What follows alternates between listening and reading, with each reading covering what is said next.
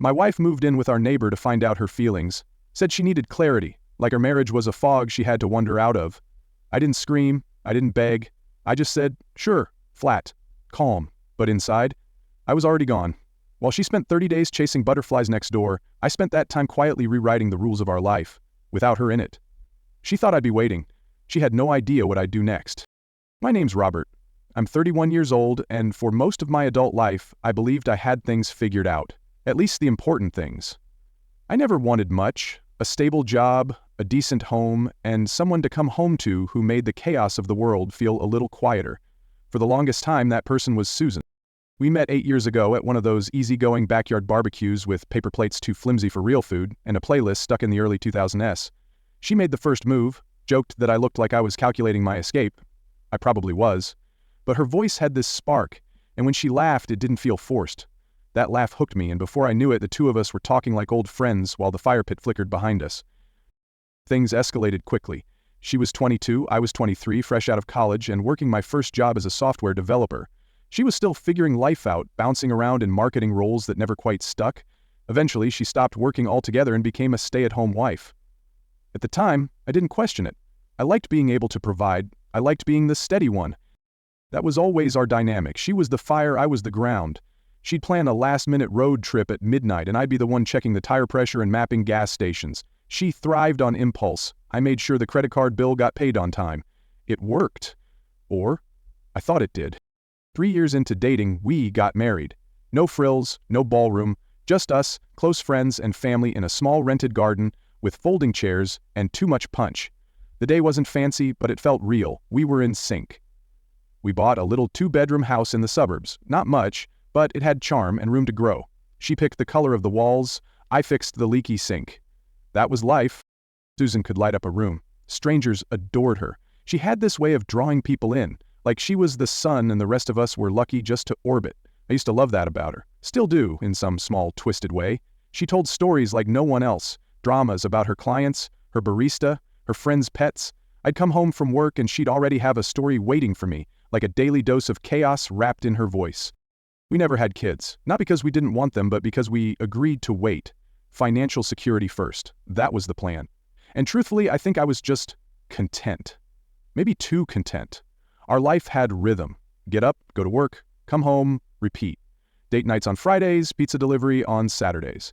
It wasn't passionate or dramatic, but it felt safe. It felt enough. Looking back, I see the cracks now. Small, silent ones forming under the surface. Like how she lit up when other people paid attention to her. Or how she'd scroll through her phone during our dinners, smiling at texts I couldn't see. I chalked it up to personality. She was social, spontaneous. That's what I told myself. The arguments were small, trash was not taken out, and her shoes were scattered like breadcrumbs across every room. Nothing serious, nothing fatal. But love doesn't always break with a bang. Sometimes it erodes like coastal cliffs, grain by grain, while you're busy watching the sunset. I thought we were solid. Really. I believed we had an unspoken understanding, me and Susan, partners for life. But as I sit here now, rewinding the past like a home movie stuck on loop, I can see how blind I was. Because the woman I built my life with, the woman who once laughed at my barbecue escape plan, would one day look me in the eye and tell me she needed to find her feelings with the guy who lived 2 houses down. And just like that, the steady life I'd carefully built cracked down the middle, and I realized I wasn't part of her adventure anymore. I was just the layover. 2 years ago, a new name slipped quietly into our story. Jake. A name that, back then, meant nothing. Just a guy with good manners and a great smile, moving into the house next door after the elderly couple sold it off and retired to Florida. He was 28 at the time, a few years younger than us, but you wouldn't guess it by his confidence. Jake was the kind of man you notice without trying, a personal trainer with a body sculpted like a movie poster and a grin too polished to be accidental.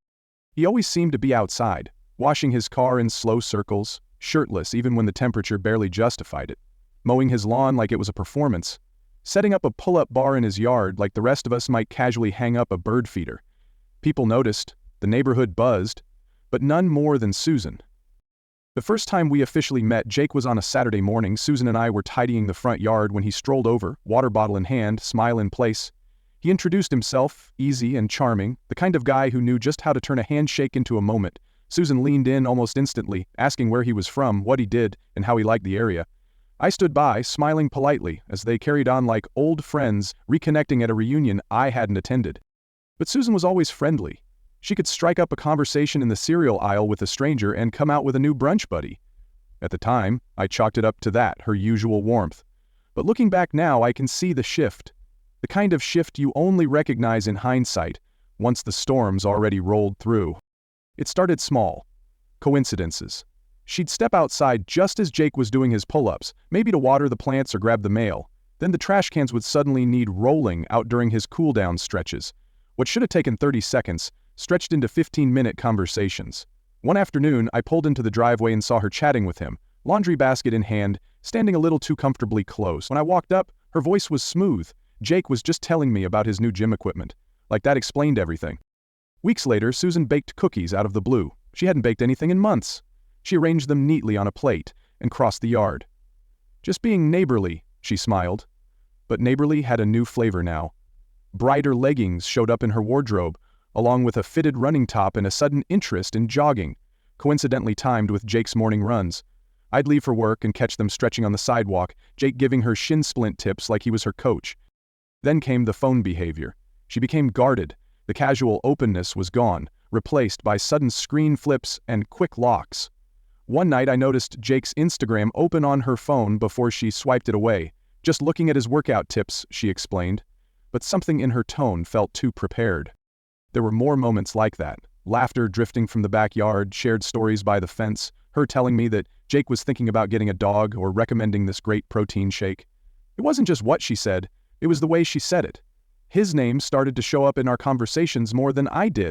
And then there were the glances. Small, lingering looks when Jake was in the yard. Fleeting, but once you see them, you can't unsee them. I'd catch her watching him, then quickly looking away.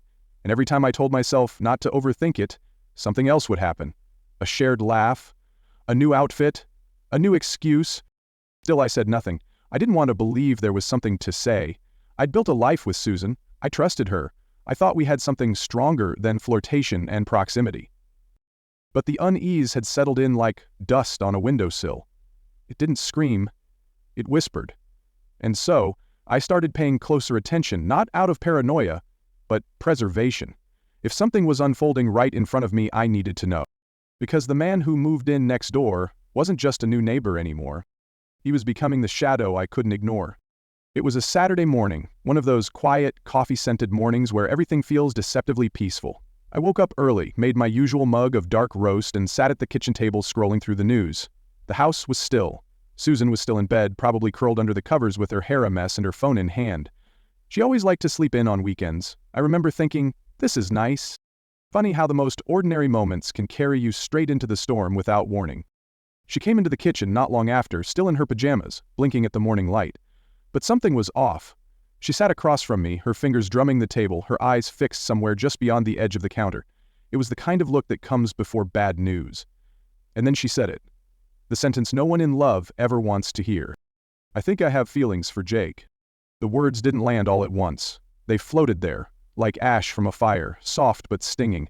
I leaned in, hoping I'd misheard, that maybe she meant something else. But no, Susan went on, saying it just happened, saying she didn't mean to feel this way, that she was confused. That word, confused, cut deeper than any admission of guilt. She didn't say she was sorry. She didn't say it was a mistake. She said she needed time.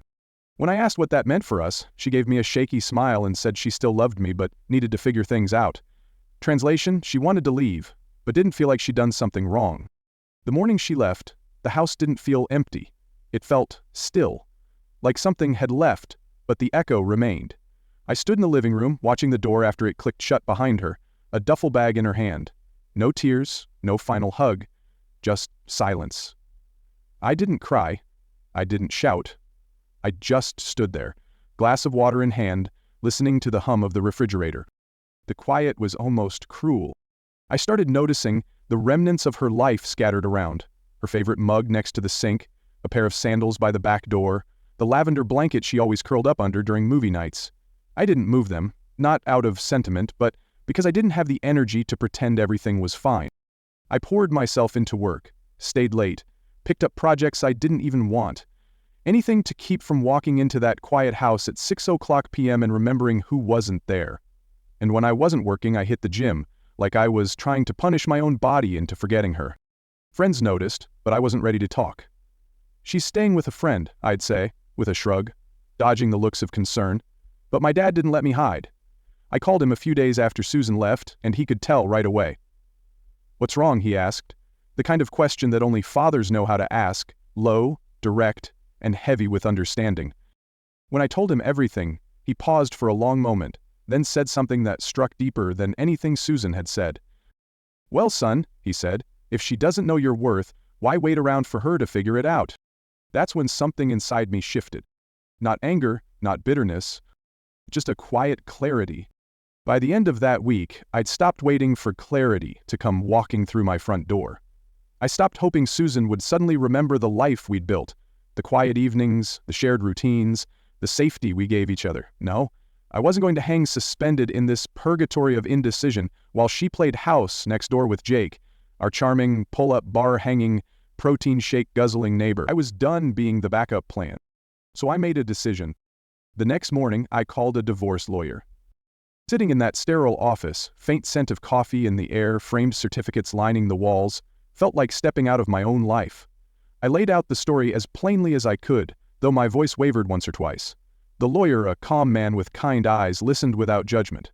When I was finished, he leaned back in his chair and said, "You're well within your rights. This would qualify under irreconcilable differences." Those two words stuck with me. Irreconcilable differences. Not betrayal, not infidelity, just the simple truth we weren't on the same page anymore. Maybe we never really had been. By the time I left that office, the air felt a little lighter. Not because I was happy, but because for the first time in weeks, I was the one steering the ship again.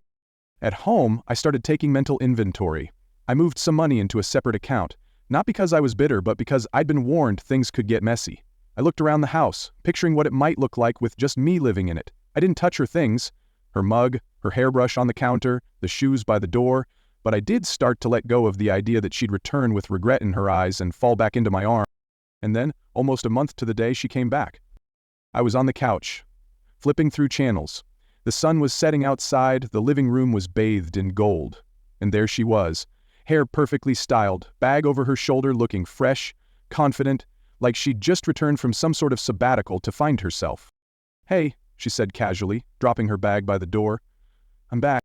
I didn't look up right away, just gave her a nod. "Welcome back." She stood there for a moment, like she expected more, maybe a hug or a "thank God you're home." When none came, she walked over and perched herself on the arm of the couch. "We should talk," she said gently. I muted the TV. "Okay, talk," she exhaled, as if preparing a speech. "I've done a lot of thinking," she began, "about us, about what I want, and I realized I still care about you, Robert. I think we can fix this, rebuild what we had." I didn't say a word, just watched her, arms crossed, letting the silence stretch. "Jake's a great guy," she went on, "but he's not you. He's impulsive, immature. I got caught up in it, but I realized I don't want adventure. I want stability. I want you." There it was, the epiphany she'd hoped would feel noble. Like she'd bravely journeyed out into the storm, only to find her way home again. But to me it sounded like someone who'd tried the buffet, and now missed the taste of what she already had. "I know I hurt you," she said, reaching for my hand, "but we've been through so much. You don't throw that away." I stood up, walked to the kitchen, opened the drawer where I'd placed the documents. Then I walked back and set them gently on the table, between us. She blinked. "What's this?" "Divorce papers," I said plainly. Her face went pale. "You're kidding." I met her eyes, my tone flat. "No, I'm not." She stared at them, hands trembling slightly. "You're divorcing me?" "Yeah." "You're not even going to give us a chance to talk this through?" I shook my head. "I'm not interested in being anyone's second choice, Susan." She stiffened. "That's not fair." "It's not? You left, you walked out of our marriage to try things with another man, and now that it didn't work out, you're back. What, expecting me to be grateful?" "I thought I needed time," she said, her voice cracking. "And I thought we were partners," I replied. "Turns out, we were only partners until you got curious." "You're making a mistake, Robert," she snapped. "We can fix this." "No, Susan, we can't, because you chose to walk away. I'm just choosing not to wait at the door." There was a silence then, a heavy, echoing kind of silence that filled every inch of the room. She looked at me like she didn't recognize me. And maybe she didn't. Maybe the version of me that let things slide, that bit his tongue, that clung to the hope she'd come around. Maybe he didn't exist anymore. Finally, she gathered her bag. Her eyes were red, her voice quiet. I never thought it would end like this. I held the door open for her. Neither did I. She walked out without another word. And this time, I didn't feel hollow. This time, I felt whole. She looked like she was about to cry, but I'd already made peace with my decision. Tears weren't going to change anything, not anymore. I didn't raise my voice, I didn't get angry. I just stood there, calm and steady, the way I used to be before all this chaos. The rest of the conversation blurred into a mess of pleas and guilt trips, her trying to stir up old memories, our wedding photos, the life we'd built together, even the vague hope of someday starting a family. All her cards were on the table now. But I'd stopped playing that game weeks ago. Eventually she gave up. Her voice cracked as she muttered something about regret, grabbed her purse and stormed out.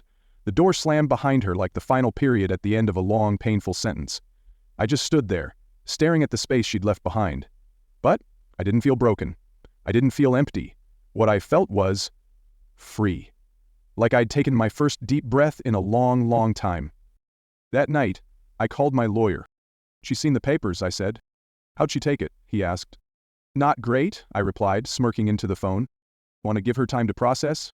No, I said firmly. Let's move forward. It wasn't easy, standing my ground like that. But it was necessary.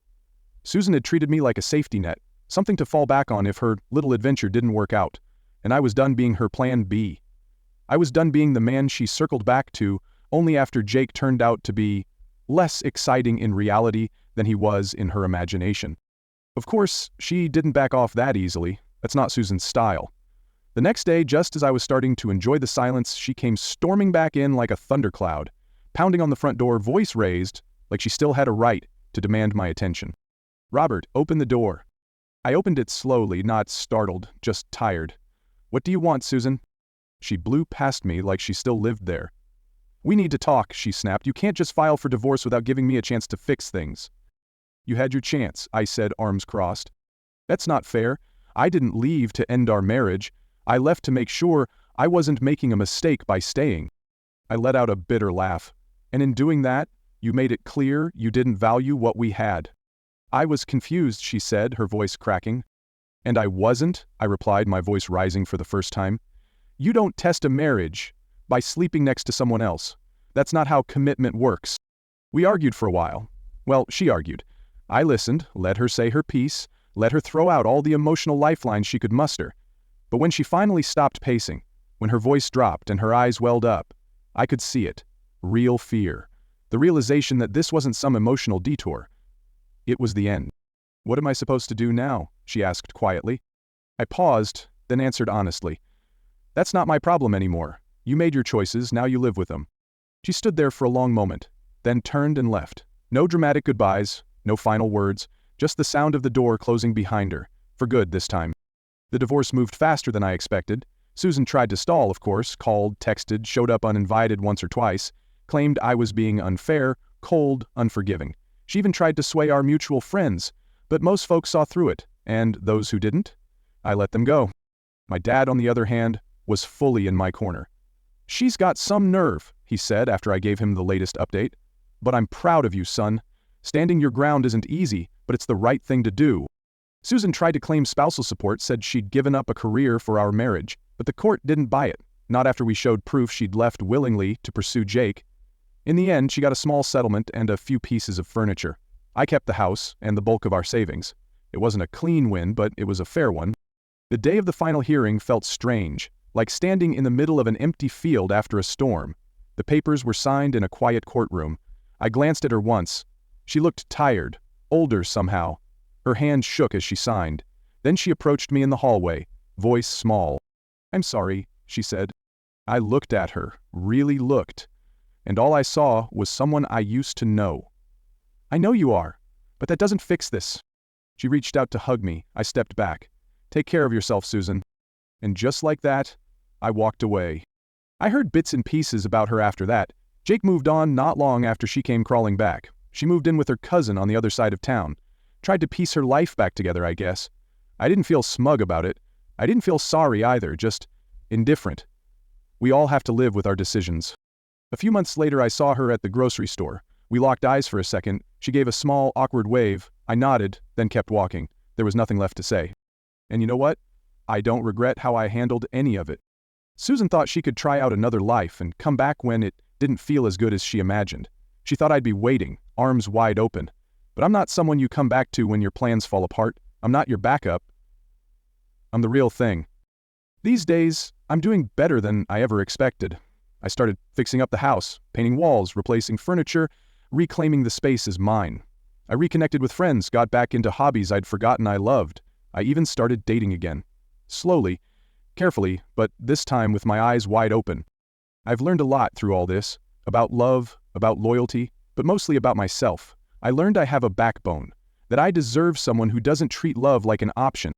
Susan left to find herself, but I think I'm the one who found something. I found strength. I found peace. I found the clarity to know that love should never make you feel like you're just one of the choices on the table. And if there's one thing I'd tell anyone listening right now, it's this. Don't wait for someone to choose you. Choose yourself. Every single time. Because the second I did, everything changed. And this time, it changed for the better. If you've ever found yourself picking up the pieces after someone broke your trust, if you've ever had to rebuild from the ashes of a relationship that left you feeling like you weren't enough, then I hope Robert's story reminded you of something important. You are enough. You deserve honesty. You deserve loyalty. You deserve someone who chooses you the first time. If this story moved you or made you reflect on your journey, we'd love to hear your thoughts in the comments below. Have you ever had to walk away from someone who didn't value you? What helped you find your strength? And if you're new here and love stories about resilience, family drama, and emotional turning points, don't forget to hit that subscribe button and turn on notifications so you never miss a new upload. We drop videos like this every week. Real stories, raw emotions, and the kind of endings that remind you healing is possible. And hey, if you know someone who needs to hear this message today, consider sharing this video with them. Thanks for being here, thanks for listening, and most of all, thank you for believing that your next chapter can be better than your last.